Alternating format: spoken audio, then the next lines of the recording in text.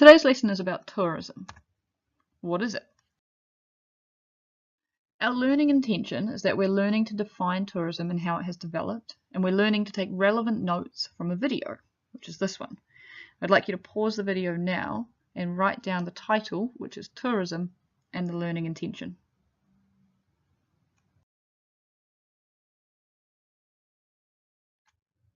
Our success criteria. So I will have a definition of tourism, and I will be able to tell my parents how overseas travel has developed over the last 100 years. And I'll give you a clue. You're looking for two key words when we talk about the development of tourism.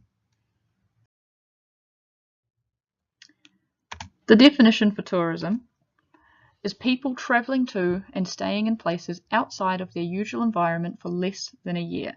I want you to pause the video now and write that in your books. What did tourism look like 100 years ago? This is a picture of the Titanic. For those of you who don't know the story, the Titanic set off on its maiden voyage on the 10th of April 1912. It had been sailing for 4 days when it had hit an iceberg and sank at about midnight on the 14th of April. It was carrying just under 2,000 people, which at the time was the capacity of passenger ships. This was the mode of transport across oceans at the time, and it was usually quite safe. It was also relatively expensive though, and not something everyone could afford. For the rich, it was like a floating hotel, while for other passengers, it was not nearly as nice. On this slide, we're going to look at the development of tourism over the last 100 years. Like we looked at on the last slide, in the 1910s, we were using passenger ships. They were slow and expensive, but there were different classes of tickets, so you could save up to buy one.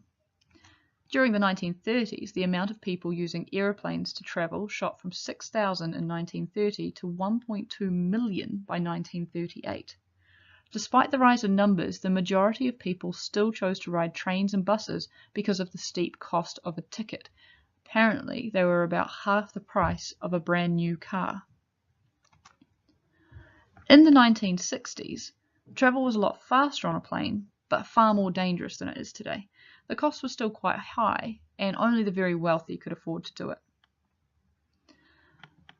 Today, in 2019, we have planes like the Airbus A380, which carries up to 853 passengers. Most people that we know will have been on an airplane to a different country. And the reason for this is that the prices have come down significantly. Travel on planes is now a whole lot faster and a lot cheaper. And those are our two key words for describing why tourism has increased over the last 100 years. Because it is faster and it is cheaper. So because tourism has become cheaper and faster, it is more accessible to everyday people.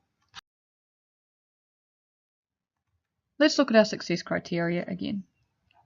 So, I will have a definition of tourism. I will be able to tell my parents how overseas travel has developed over the last 100 years. In my book, I've written down that tourism has become faster and cheaper over the last 100 years, and that is what makes it more accessible.